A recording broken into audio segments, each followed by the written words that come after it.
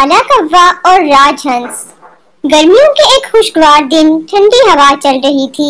आसमान पर हल्के हल्के बादल छाए हुए थे। एक कौवा तालाब के किनारे एक पत्थर पर बैठ गया और ठंडी हवा से लुत्फानंदोज होने लगा। तालाब में मौजूद राजहंस ने कौवे को देखा तो कौवे के पास आ गया। उसने सलाम दुआ के बाद पूछा कि तुम आज खोए खोए से लग रहे हो। कौवे ने उदासी से कहा कि मेरा रंग इतना काला है और मेरी आवाज भी बहुत बुरी है। हर कोई मुझसे नफरत करता है।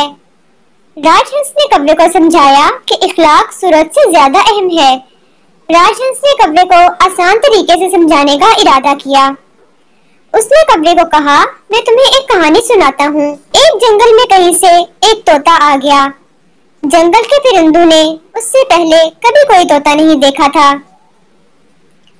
तोता बहुत ज्यादा खूबसूरत था और उसकी आवाज भी बहुत सुरीली थी। तमाम परिंदे तोते के साथ बैठने में खुशी महसूस करने लगे। तोता अपनी इतनी अहमियत देखकर मगरूर हो गया। उसने तमाम परिंदों के उल्टे सीधे नाम रख दिए और बात बात पे उन पर तंज करने लगा। जल्द ही सारे परिंदे तोते से दूर होने लगे, क्योंकि जंगल में एक हुदहुद आया था। वो खूबसूरत होने के साथ साथ खुशहाल भी था। वो दूसरे परिंदों की मदद करके खुशी महसूस करता था। आहिस्ता आहिस्ता तमाम परिंदे तोते से दूर हो गए और खुद से दोस्ती कर ली। उसी वक्त कौवे के पास से गोशी खरगोश लकड़ियां लेकर जाता हुआ नजर आया। कौवे ने कहा, गोशी भाई कहाँ जा रहे हो? गोशी ने कहा, छत की मरम्मत करनी है।